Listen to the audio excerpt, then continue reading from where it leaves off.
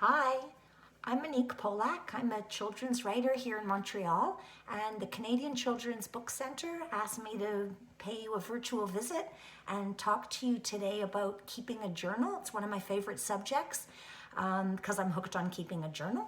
And maybe before I get started, I should tell you, I told you already that I live in Montreal and I write a lot of books. And my most recent, well, the one that's coming out this spring is called Princess Angelica Junior Reporter. And I had two books last season, and one was called The Taste of Rain and the other was called Room for One More. Okay, let me get started because I don't have that much time with you. I've been keeping a journal, you'll be shocked when I tell you for how long, for 30 years, actually a little bit more than 30 years. And here's an example. I've only got one with me to show you today, but you have to trust me that I have hundreds of books like this. And every single morning I wake up and I write 3 pages in a book like this. So this is what I wrote today, 1, 2, and 3. And I would be doing this even if there wasn't a pandemic going on and we were all stuck at home, which happens to be good for writers and readers if you guys are readers. Okay, so if you want to get to be a better writer, you're going to need to read a lot. So you might be wondering, what do I do with the journal? What kind of writing? That's the question that most people ask me. So I'm about to tell you, and I've got 4 pointers. So maybe you even want to take notes, okay? 1, 2, 3, and 4. Here goes, what you can do in a journal. At least this is what I do. Pointer number 1, observation. Okay, so I write about stuff that I see. So you can't see the window here, but we've had snow in Montreal and the trees outside are covered and it looks like icing on the trees. They look beautiful. So if I wanted to, I could observe that. And something to keep in mind when you're writing observation is to use all of your senses. So I'm in the kitchen now and I smell Brussels sprouts. Most people don't like the smell, but I don't mind it at all. Anyway, you could use all 5 senses I just mentioned too. Okay, next thing you can do is write about feelings.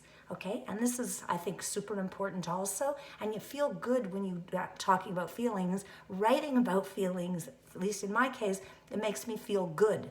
So if you have a happy feeling, you can write about that. And now to bring things back to the pandemic, maybe you feel anxious. A lot of people do. I feel anxious sometimes, or afraid, or nervous. You can write about that. And what I find about writing about feelings is I always come out of it a little bit stronger. I understand myself a little bit better. I make room for feelings when I write about my feelings. Another thing you can do in your journal. So we've done point number 1, observation. Point number 2, feelings.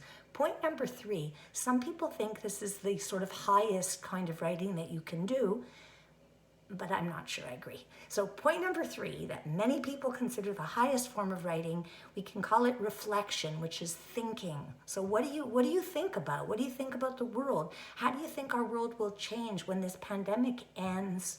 Will we maintain? Will we keep some of the lessons we've learned? Will we be kinder to each other? Will we be more aware of helping others and being part of a team, right? Or maybe you think opposite. Maybe you think people will go back and be more selfish than ever and not share stuff. But you could reflect, and you don't just have to reflect on the pandemic. You can reflect on anything. You can reflect on politics. You can reflect on the environment. You can reflect on a book you read, which is another thing you should be doing to keep busy, reading a lot.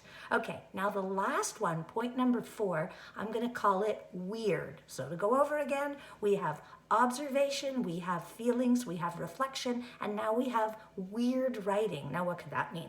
This for me is one of the most fun parts of writing, and I also teach writing here in Montreal. So it's when you don't have to do stuff that's for school. It's not for marks, it's just for yourself. So a couple of pointers here, or suggestions. You can make a picture using words. That's fun to do. And I'm speaking from experience.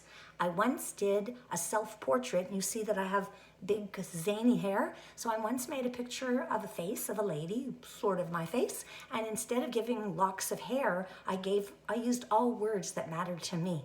And that was something I really enjoyed doing. And you might try it too, even without the big hair. Do another part or make it your clothes or whatever. You don't have to use that one. But the weird writing, the zany writing, is just being more playful. So instead of going, let's say, from the top of the page to the bottom, you can go from the bottom up to the top. You could also try making lists. I love lists. It's a very good unblocking kind of writing exercise also. You're stuck, you don't know what to write about. Just make a list of all the places you want to go to once we can start traveling again. A list of all the people you should call up and check on this week and see how they're doing, okay? Whatever, just a list. What you want for Christmas. It's not going to be so far away. So lists are good. Drawing with writing, making pictures. Like, you know how some people make poems that look like a butterfly? So you could try that. Doesn't have to be a butterfly. Make it a worm. Make it whatever you feel like. Make it a whatever, a Brussels sprout. Okay. Anyway, it was fun to talk with you today. And I hope that you read and write and wash your hands a lot. And that you remember to be kind. And like I said before, we're all part of a team. So thanks to Canadian Children's Book Centre for asking me to make this little video. And I look forward to watching the ones that other writers post as well. Over and out. Bye.